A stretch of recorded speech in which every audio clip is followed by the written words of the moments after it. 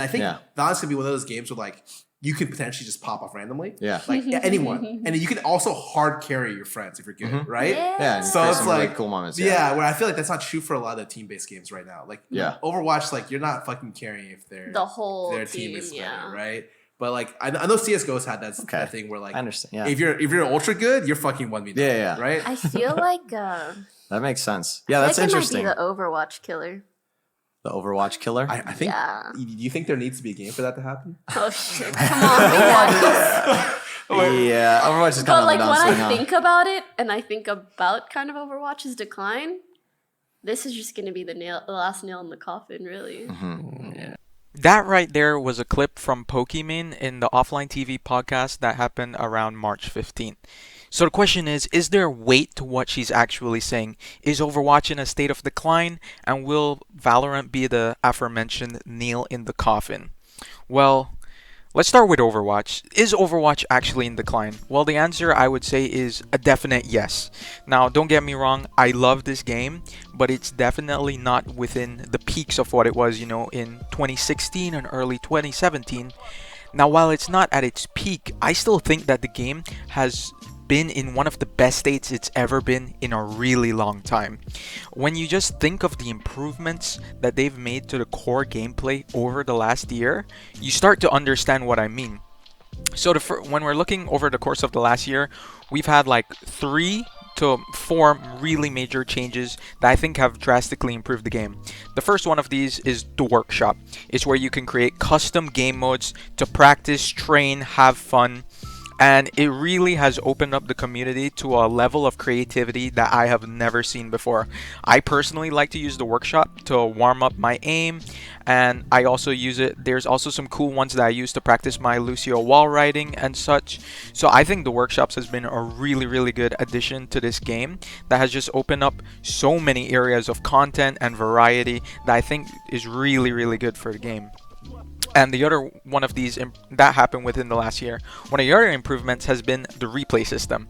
Yes, it took us almost 3 years to get a replay system, but now we have like a pretty good functioning replay system, and as of recently, we can now share replays, which is another really, really amazing features about the replay system. Gosh, I can't talk. Yeah, so like also another great way for YouTubers, Twitch streamers to make content, and it's always just good to have a good replay system in the game. And of course, the most significant change I think has been made to the game happened around summer of last year, and that is the role queue system.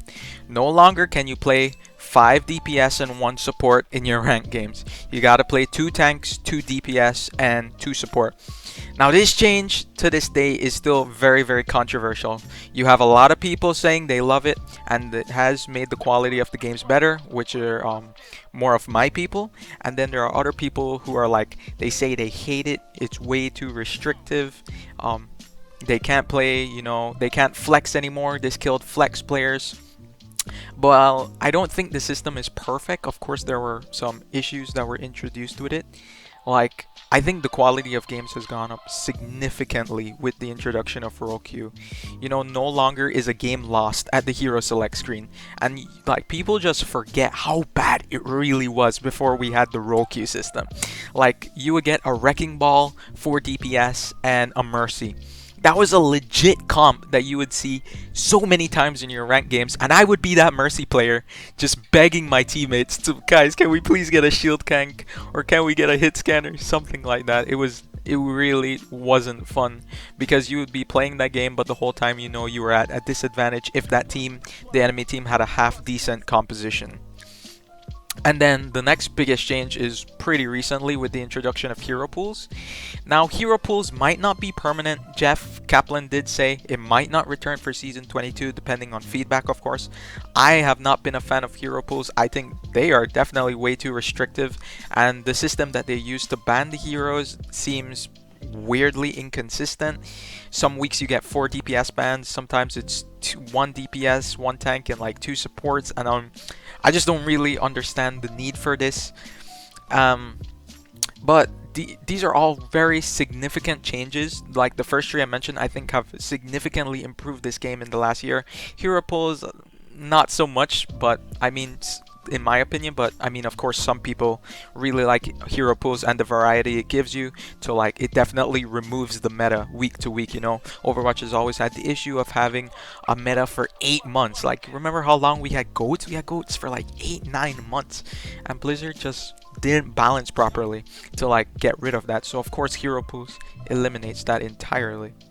But I think, while I would say the game is in one of the best states it's ever been with these core gameplay changes, the game is still, nowhere near its peak, obviously. And I think it just has to do with something that's been happening for the last, I'd say, probably 2 years, since maybe like the start of 2019, is the lack of content that they're bringing to these games. They keep recycling the same seasonal events, and they are bringing out heroes way too slowly, and that one hurts the most. They have been doing like 3 heroes a year, and 2019 was the first time we saw that they were doing 2 heroes a year. We only got Baptiste and Sigma, and now they have recently released Echo to the PTR, and by the time Echo is released, it will have been 9 months between hero releases, between Echo Hero 32 and Sigma Hero 31. 9 months that we had no new character added to a hero based shooter. That is absolutely mind-boggling, that as big as a company as Blizzard is, and as how much investment they have into this game and the whole esports scene, that they can't develop these heroes faster. And like, not only a lack of the heroes, recycling the in-game events over and over, people hate that so much that they've been doing that, but they also are just very slow to do hero balancing, just adjusting the numbers of who's super strong or who's super weak. They've always been so slow, and I had a bit of hope because earlier this year Jeff Kaplan said they were going to be taking steps towards making faster, more aggressive hero balance changes, and they did for a while. In January, February, we had like 4 patches within 2 months. That is unheard of within like the lifespan of Overwatch. But now they haven't balanced the game very much at all, honestly. Like that rapid aggressive balance changes, I guess they don't see as big of a need for it anymore, and I think that does have to do with the introduction of hero pools, because they're gonna be like, well, if this character is strong, why waste our time balancing it? Let's just take it out for a week, And I think that lack of content has really been hurting Overwatch. It's why a lot of people feel like the game has gotten stale for them, of course. And they're definitely right. It does get stale a lot of the times. While we get things like they're awesome, like role queue, replay system, workshop, if they're not adding like new heroes to play, people are gonna get bored. And so yeah, Overwatch, it's not in the best state it's ever been. That is totally correct. Now, what about Valorant? And I've been really thinking about it lately because I don't know where I stand. Like, does Valorant actually appeal to Overwatch players? Because when the gameplay was first revealed for what it once was back in the day, Project A, people instantly compared the game to like CSGO meets Overwatch. While I think the game is a lot more like CSGO, the way it, resembles Overwatch is that it has a diverse cast of characters. It's got a more cartoony look and feel to the world. It's not super looking realistic, but it's way more like CSGO in my opinion. It's 5v5. Every character has a gun, unlike Overwatch. But it's like a bomb defusal. There's an economy system. And honestly, I do think it looks like a great game. I'll play it when it comes out, but I don't think I'll ever like swap over from Overwatch to like Valorant fully, right? Because I don't think like the enjoyment I get from Overwatch is kind of different to what I get with other shooters. Like, Skara said on the podcast, like, Valorant's one of those games that you can easily just pop off and like carry your team, which is something you can rarely do in Overwatch. It's like really hard to carry your team in Overwatch because at the end of the day, Overwatch is the most teamwork based game, multiplayer game ever. I would argue that with anybody. The teamwork is so necessary over games like CSGO, over games like League of Legends, over games like Rainbow Six Siege. Like, to be successful in Overwatch, you really need to work with your team. And it's one of the biggest frustrations and rewards of the entire gameplay of the game. It's honestly the most frustrating game I've ever played, where like I'm doing my absolute best to, you know, shot call for my team, focus targets, using my ult properly. But at the end of the day, if my team is just doing whatever the heck they want, I will never be able to carry and win this game solely off of my Lucio play, solely off of my Zenyatta play. Especially as a support or tank, it's much harder. Maybe if you're a really good Tracer, you can carry games. Maybe if you're a really good Genji, you can carry games. But honestly, like, those characters can get hard countered by one character on the enemy team. It's just gonna be so hard to do that when you don't have a proper team backing you up, right? Like, the game requires so much teamwork that the player base is just not willing to provide. And that's one of the biggest frustrations with the game. But at the same time, when your team has the right comp, you're running the right tanks mixed with the right supports and DPS, you guys are all using voice chat, you're all in sync and pushing and making calls at the same time, it is one of the most rewarding things I've ever felt in a video game. When your whole team is clicking to take down a Bastion comp, for example, you know, I'll play Zen. Oh, okay guys, I'll discord the Bastion, and then Monkey, you can jump on him and D.Va defense matrix into him, and then Genji can go follow up for the kills, and then we start focusing all the targets after that Bastion goes down. And when everything just comes together, it's one of the most satisfying things, because you know that you did your part, but it also brings a good level of joy knowing that your teammates, they listened, they were willing to work together, which is really, really, really good about it. And of course, I also want to talk about the esports side, the Overwatch League, which is a huge identity of the game at this point. And now I'll play you a clip from Disguised Toast about the Overwatch League. Overwatch kind of just ruined their competitive league with their just how it was set up, because it's like you have to fly to places to play. Oh, I would hate to be an Overwatch. And then they inflate their numbers, and then they sell it to sponsors, and then the sponsors are like, something's not adding up, and then Twitch paid for the rights to the first year. And after the first year, they're like, wait, you know, we don't want this. This is really shady shit right here, right? And the teams paid an insane buy-in just to be a team in the league. Yeah. So now that clip right there from Toast perfectly illustrates what happens when you get a guy who knows nothing about the Overwatch League to talk about it, because pretty much everything he said was wrong. So it first starts with, you know, talking about now Overwatch League is now on YouTube Gaming, no longer with Twitch. So background to that, Overwatch League was exclusively streaming on Twitch for the first 2 years with about a $90 million contract, and now this year they've moved to YouTube. Now according to Toast, it's because because the Overwatch League was inflating their numbers, Twitch wasn't buying it anymore, so they didn't want to. But if you actually looked into it, when they were making their move to YouTube, it appears that YouTube offered the Overwatch League a better deal than what Twitch was willing to offer, which in turn led for better profits for the teams involved in the league. They were getting paid better as a result of a better deal from YouTube. So what does this mean? Toast is trying to suggest that Twitch no longer wanted exclusive rights to stream the Overwatch League, but what it seems like is that YouTube made a better offer than what Twitch was willing to pay, and that's why the league made transition. It's not that Twitch never wanted them, it's that YouTube paid a bigger price for them, and I think this is really good because, like I said, you know, the teams are getting paid better as a result of this deal. And then he also made a remark about how teams have to travel now. Well, the really good thing about the Overwatch League this year is that they implemented a home and away system, that every team will be hosting homestands throughout the year. Previously, all the games were being done in the Burbank area in LA, so you'd have to travel to LA if you wanted to see the games live, right? But now you can watch your favorite teams everywhere across the world. You can see all the American teams in their American cities. If you're a Chinese fan, you're probably never coming to LA to watch an Overwatch League game, but you can watch the Chengdu Hunters or Shanghai Dragons, you know, in a country near you, you know. You could come watch these European teams like London Spitfire and Paris if you live in these countries.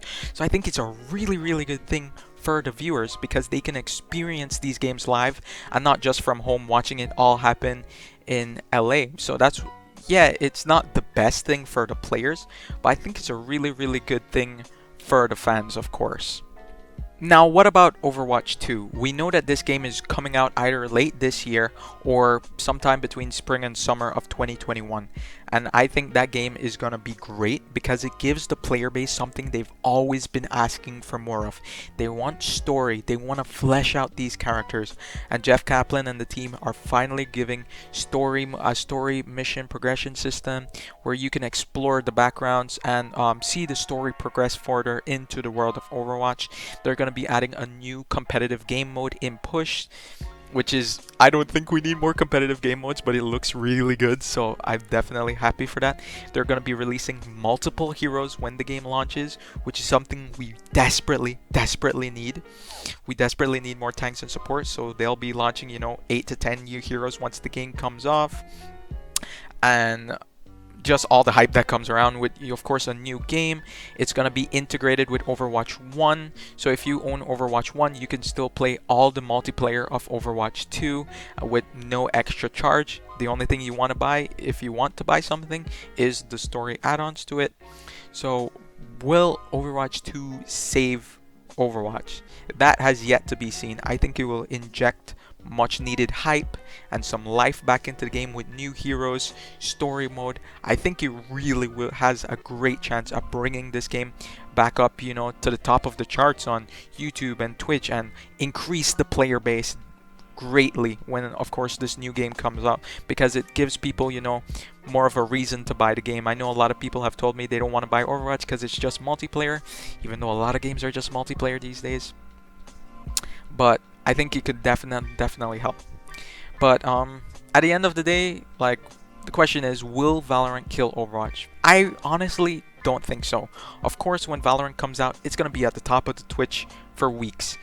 All the biggest streamers are gonna play it, so it's gonna effectively kill everything for at least a month or two. It's gonna be hurting Fortnite a lot. It's gonna be hurting CSGO.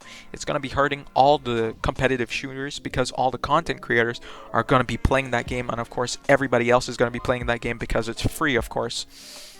But will it really take a big chunk of the player base from Overwatch? I think it potentially could, but I think the gameplay in Overwatch is so different than that of Valorant that I think you can get a certain satisfaction from Overwatch that you really just can't get in other games.